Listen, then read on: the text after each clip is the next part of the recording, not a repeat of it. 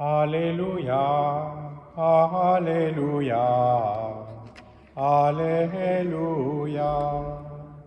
Alléluia, Alléluia, Alléluia. Venez à ma suite, dit le Seigneur, et je vous ferai pécheurs d'hommes. Alléluia, Alléluia, Alléluia. Le Seigneur soit avec vous. Évangile de Jésus-Christ selon saint Matthieu. En ce temps-là, comme Jésus marchait le long de la mer de Galilée, il vit deux frères, Simon, appelé Pierre, et son frère André, qui jetaient leurs filets dans la mer, car c'étaient des pêcheurs. Jésus leur dit, « Venez à ma suite, et je vous ferai pêcheurs d'hommes. » Aussitôt, laissant leurs filets, ils le suivirent. De là, il s'avança, et il vit deux autres frères, Jacques, fils de Zébédée, et son frère Jean, qui étaient dans la barque avec leur père, en train de réparer leurs filets. Il les appela. Aussitôt, laissant la barque de leur père, ils le suivirent. Acclamons la parole de Dieu.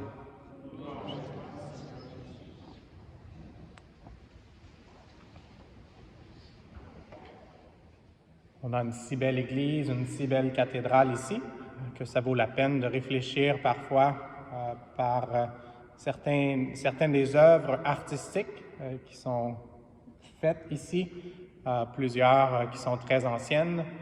Donc, le Père Kevin et moi, souvent, nous soulignons certains détails pour essayer de comprendre encore plus la bonne nouvelle de Jésus, souvent sans savoir exactement quel est le raisonnement derrière certains des détails qu'on peut voir ou certains des détails qu'on peut manquer si on n'est pas observateur ou si on n'est pas instruit. Et donc, un des détails que je veux mentionner aujourd'hui en lien avec la première lecture qu'on a entendue. On a écouté « Comme ils sont beaux les pas des messagers qui annoncent les bonnes nouvelles ».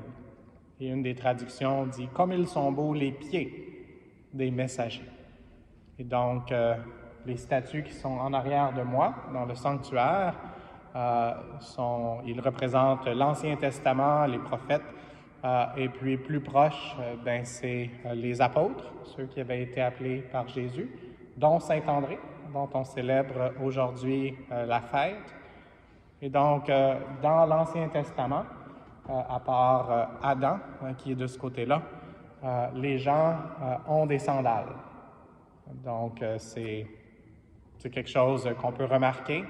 Peut-être que vous êtes d'un peu loin, donc c'est juste ceux qui ont des jumelles pour observer.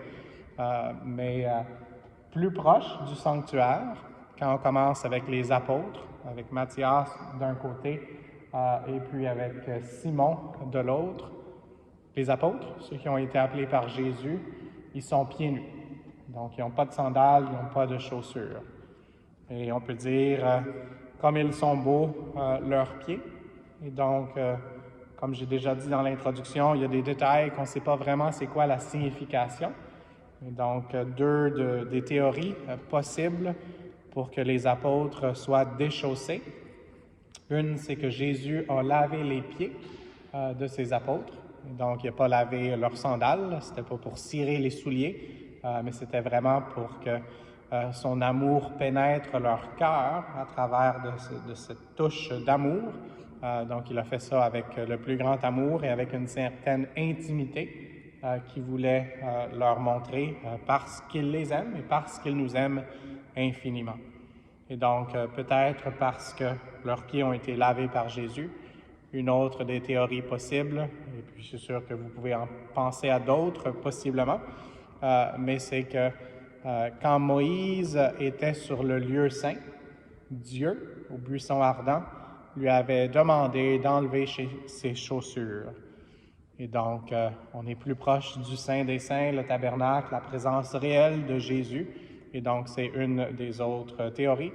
On ne fera pas de vote ici. On est sur la colline parlementaire où il y a souvent des votes. Mais vous pouvez demander au Seigneur de vous révéler. Peut-être qu'une journée, c'est plus de se faire laver les pieds par Jésus. Et une autre journée, c'est plus d'entrer dans son intimité pour avoir le cœur brûlant, comme le buisson ardent nous le rappelle. Jésus qui veut venir dans notre cœur pour qu'on puisse partager sa bonne nouvelle, pour qu'on puisse être heureux et que sa bonne nouvelle puisse déborder de notre cœur.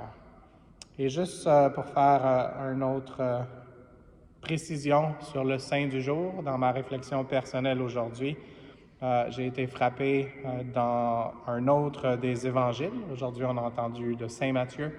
Et dans l'évangile de Saint Jean, André est très présent. Et c'est lui qui avait eu le contact avec le cousin de Jésus, Saint Jean-Baptiste, dont on a aussi la statue ici. Et donc, c'est lui qui avait écouté déjà le précurseur de la bonne nouvelle, le précurseur de Jésus, celui qui était la voix qui criait dans le désert pour annoncer la venue de quelqu'un dont il n'était pas digne de délier les sandales. Donc, encore une fois, le thème des pieds et d'être chaussé pour la bonne nouvelle.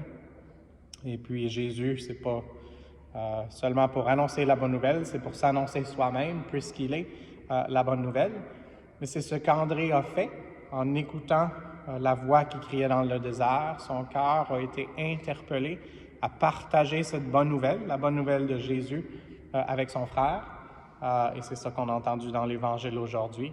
Et donc, c'est lui qui a fait la connexion, dans un sens, entre le précurseur, Jean le Baptiste, Jésus, qui est le Sauveur, qui est notre Seigneur, et puis son frère Pierre, qui est devenu le premier pape, qui est le premier des apôtres. On dit souvent qu'il est le premier, mais en fait, c'est comme si André était le premier, mais il était humble, et puis il a amené son frère Pierre à Jésus. Et juste pour terminer, une autre connexion qu'il a aussi avec nous, alors que dans un moment, nous allons recevoir le pain descendu du ciel, le corps du Christ, parce que le pain va être transformé vraiment en le corps du Christ. C'est André, encore une fois dans l'Évangile selon Saint Jean, qui a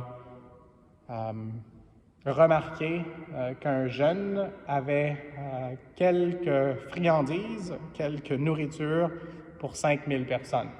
Donc, la multiplication des pains et des poissons, c'est André qui a pris avec lui, qui a amené au Seigneur, puis le Seigneur a fait sa prière et il a transformé le peu qu'il y avait, une quantité très insuffisante, mais après sa prière, en connectant avec le Père, ça s'est transformé en quelque chose qui avait des restes, même pour 12 corbeilles, pour 12 paniers. Donc, demandons aujourd'hui à André de nous aider à connecter avec tous les saints, incluant son frère, Saint Pierre, et d'une façon encore plus importante, de connecter avec le Seigneur Jésus, que nous allons recevoir, le pain venu du ciel, dans son corps et dans son sang, dans quelques instants.